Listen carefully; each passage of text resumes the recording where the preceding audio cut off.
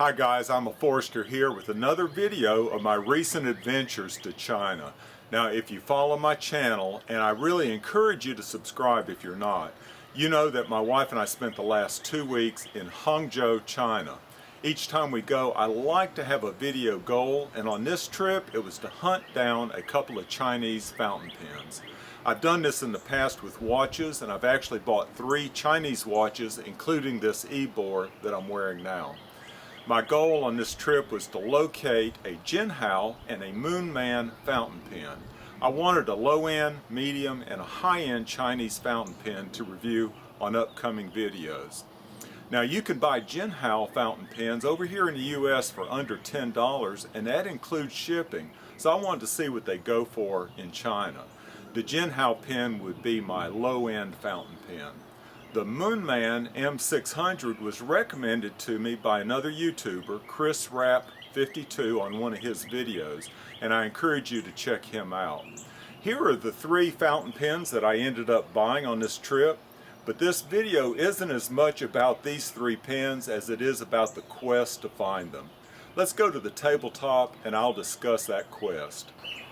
Okay guys, first of all let me introduce you to the 3 pens that I ended up buying. The first one is this orange Hero. This is going to be my low-end pen. I bought it with 6 ink cartridges and it cost 33 RMB, which is the equivalent of about $4.90. My medium price pen, I selected this TWSBI Eco, and that's in translucent blue, and I chose some Diamine blue velvet ink to pair with it. Now the pen cost $29 and the ink was $16. My high-end pen is going to be this one right here, Moonman M600, and I especially wanted to pair it with some ink that was developed specifically to match the color of dried Longines tea that Hangzhou is known for. It's Hangzhou 157. I wasn't able to find a full bottle, but I did buy multiple small sample bottles. Now the M600 cost $56 and the samples of ink cost $4. Okay, so now for the quest. Well, my second or third day in Hangzhou, I researched local pen, craft, and bookstores in the area, and I found 4 possible stores that might carry pens. Now, I'm all about walking for exercise, so I took off with a map and tracked down all 4 stores one morning. That day I walked a total of 30,000 steps, or about 15 miles. So from all that walking, what did I find? Well, what I didn't find was the Hangzhou and this Moonman pen that I was looking for.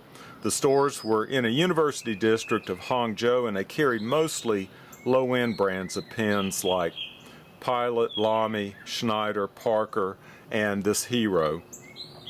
I came home that day with this Hero version right here of the Lamy Safari. I figured it would substitute for the Hangzhou low-end pen.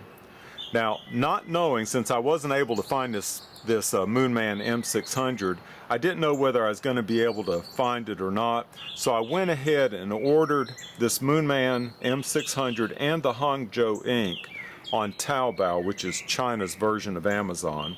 I wanted to allow enough time for shipping so we'd receive it while we were in China.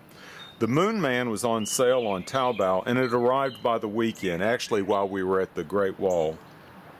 I had a harder time though finding the full bottle of Hangzhou ink, which I still want, by the way, if anybody who's watching this video knows where I can get one. But I was able to find these smaller bottles, and I bought 5 or 6 of these. The shipper also sent me other inks for free, like this one, and these 2 right here. One has glitter ink in it, which I've never used before. This free stuff is called Songay, and it's very common with China shippers. So I had my low-end and my high-end China pens, but I was still looking for a medium-priced pen for a 3-way comparison. Well, I ended up finding the best pen selection of all at a Westlake bookstore. They had Sailor, TWSBI, Kaweco, and other brands in addition to the more common ones. I decided on this TWSBI Eco, but the problem was their prices, which were astronomical. Even though this pen was made in China, or actually Taiwan, their prices were several magnitudes higher than what I could get it for back home. So I ended up waiting until I got back home, and earlier this week I ordered this Eco. So there you have it. I wasn't able to find a Jinhao in any store I visited in Hangzhou, and it's probably the most common Chinese pen covered in the US. I could only find this Moonman on Taobao, but I did get a good price.